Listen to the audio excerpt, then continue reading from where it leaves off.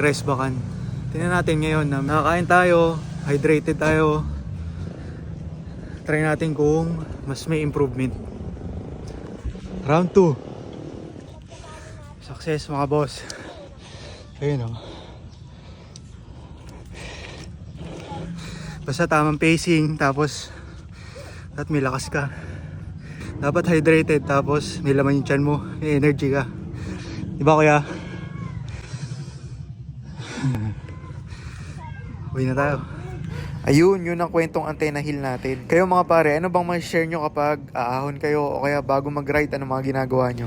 Maraming salamat sa panonood. Kung nagustuhan nyo tong video na to, like, follow, and share lang mga boss, okay? Ride safe, laboy lang.